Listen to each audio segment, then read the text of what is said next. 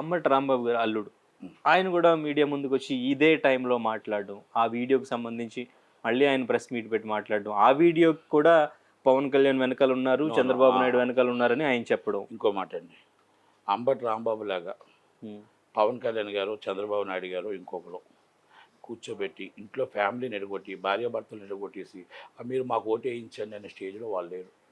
ఆ స్టేజ్లో మీరు ఉన్నారు. మీ అల్లుడు ఏం జరిగింది, కూతురు 2 పిల్లలు అంటున్నారు, వాళ్ళిద్దరూ బాగుండాలి, ఇద్దరు కలాలి, వాళ్ళ భార్యాభర్తలు ఇద్దరు కలిసి ఉండాలని కోరుకునే వ్యక్తులే ఈ కూటమి అభ్యర్థులు, ఇంక్లూడింగ్ నేను కూడా.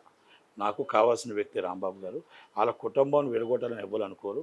ఈ కుటుంబ విషయాల్లో ఎప్పుడు కూడా నేను వాళ్ళ అల్లుడికి కూడా మళ్ళా చెప్తున్నా, దయచేసి మీలాంటి వాళ్ళు ఏదైనా ఉంటే ఇంటర్నల్గా కూర్చొని మాట్లాడుకోవాలి తప్ప దయచేసి ఇలాంటివి మీరు పెట్టకూడదు, పెట్టొద్దు. ఎందుకంటే మీ మామగారి మీద ఉంటే తప్పు ఉంటే మీ మామగారు ఆయన కూడా చాలా క్లారిటీగా ఫలానా వాళ్ళు కోటేయమని చెప్పట్లే, ఆయన ఓడించండి అని చెప్తున్నాడు.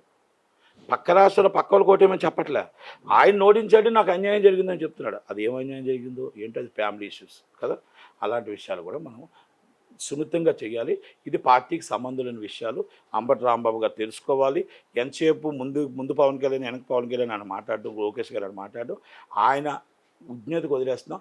ప్రజలు చూస్తున్నారు, ప్రజలు ఆలోచిస్తున్నారు. నువ్వు డిపాజిట్లు కోల్పోతావు అని మాత్రం నేను చెప్తున్నాను. ఈ మాటల వల్ల చిరంజీవి అభిమానులు దూరం అయ్యారు, పవన్ కళ్యాణ్ అభిమానులు దూరం అయ్యారు, కాపులు దూరం అయ్యారు, ఎస్సీ ఎస్టీ బీసీ మైనార్టీలు దూరం అయ్యారు. కనుక 100% నువ్వు ఓడిపోతున్నావు అని చెప్పగలుగుతా.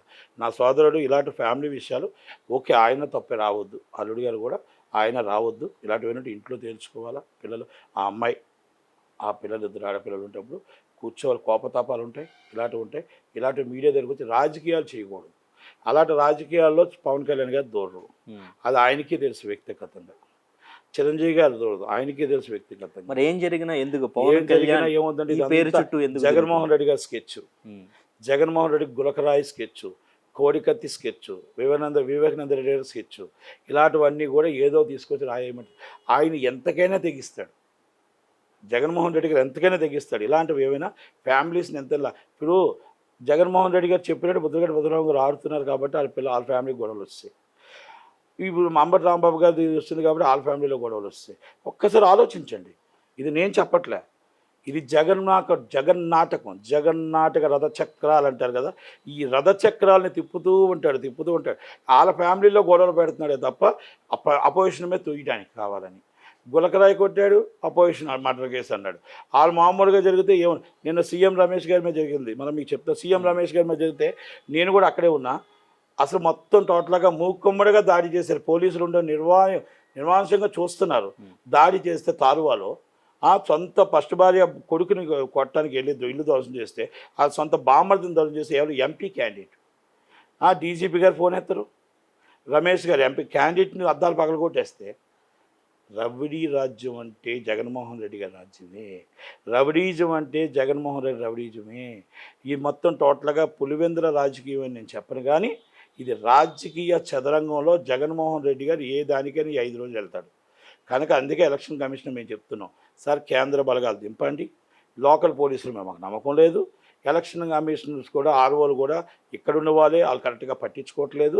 ఇమ్మీడియట్లీ దేవరాపల్లి ఆర్ఓని రిలీవ్ చేయండి. అలాగే మీకు అక్కడ ఉన్న సిఏని ఎస్పీ డిఎస్పీని రిలీవ్ చేయండి. అక్కడ చోడవరం ఆర్ఓని రిలీవ్ చేయండి. కొంతమంది ఎస్ఏల్ని పోలీసులను కూడా రిలీవ్ చేయండి. స్వచ్ఛందంగా ఎలక్షన్ నడిపించండి అని మేము అడుగుతున్నాం. ఒక సీఎం సాక్షాత్ బీజేపీ ఎంపీకే రక్షణ లేకపోతే ఇంకెవరికి ఉంటుంది రక్షణ?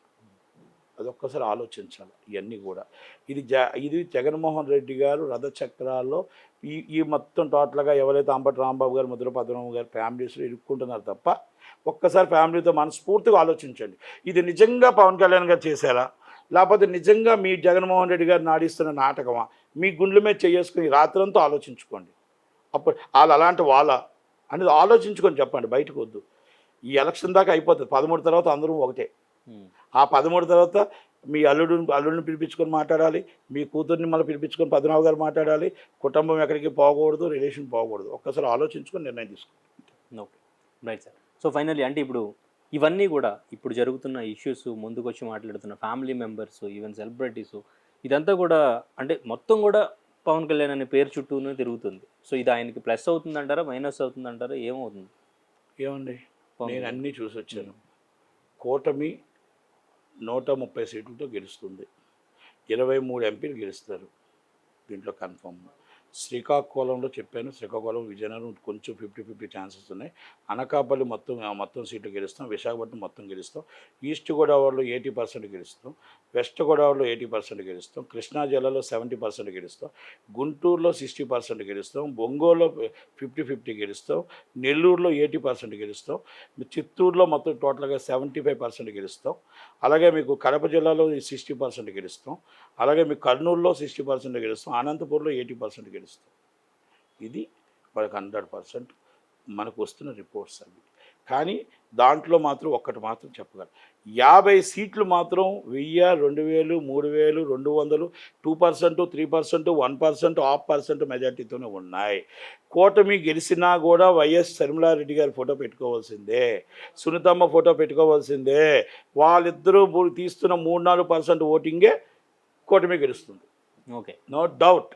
దాంట్లో వాళ్ళది జగన్మోహన్ రెడ్డి గారి డౌన్ఫాల్, చంద్రబాబు నాయుడు గారి కూటమి అప్పు. అది ఓకే. సో కూటమి గెలుపు వెనకాల వీళ్ళు ఉన్నారంటారు? ఉండాల్సిన అవసరం లేదు, ఆటోమేటిక్గా వాళ్ళు ఉన్నది వాళ్ళ పార్టీ కోసం ఉన్నారు. వాళ్ళు తీస్తున్న ఓట్లు చీల్చిందంతా జగన్మోహన్ రెడ్డి గారు కాబట్టి కూటమి ఆటోమేటిక్గా గెలుస్తుంది. ఓకే, ఏమండి, 6% డిఫరెన్స్లో గెలుస్తున్నారు.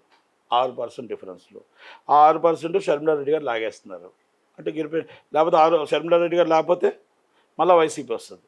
అది కూటమి కలిసిస్తాం, కూటమి కాదు. కూటమి కలిసినా కూడా ఒక్కడు బలవంతుడే. ఆ బలవంతుడిని ఏ కుటుంబం, వైఎస్ కుటుంబం బలవంతుడో ఆ వైఎస్ కుటుంబమే మనల్ని లాగింది కిందకి, పైకి నుండి కిందకి లాగింది షర్మిలారెడ్డి గారు. Thank you sir, thank you. అంతగానం దేవుని ఏం కోరుకుంటాను అన్న? మాకు అన్ని ఇచ్చిన మోడీ సల్లగుండాలని కోరుకుంటున్నా. నేను ఈ రోజుకి ఇంత ప్రశాంతంగా ఉండి వ్యాపారం చేస్తున్నా అంటే కారణం మోడీ గారు గ్యారంటీగా ఉండి నాకు రుణం ఇప్పించడం వల్లే కదా. ఊర్లో ఉన్న మా అమ్మానాయలకి అప్పులు తెచ్చి పంటలేసుకునే అవసరం లేదు. కండ్లు మంటలు మండుతున్నా పొయ్యిలా గొట్టం పెట్టి ఊదే బాధ లేదు. కడుపులో ఉన్న ఇబ్బంది పొద్దుందాకా ఆపుకొని చీకటి పడ్డాక ఊరవతలకు పోయే దౌర్భాగ్యం లేదు. మోదీ తీసుకొస్తున్న స్కీముల వల్ల అందరికీ అన్ని పనులు అయితానాయి. నేను ఎంతో సంతోషంగా చెప్తున్నా, ఇది నా భారత్. మోదీ గారి ఆలోచనలతో ఎదుగుతున్న భారత్. కమలం గుర్తుకి ఓటేద్దాం, బీజేపీని గెలిపిద్దాం. మోడీ మన అందరి నేస్తం, బీజేపీనే గెలిపించేద్దాం.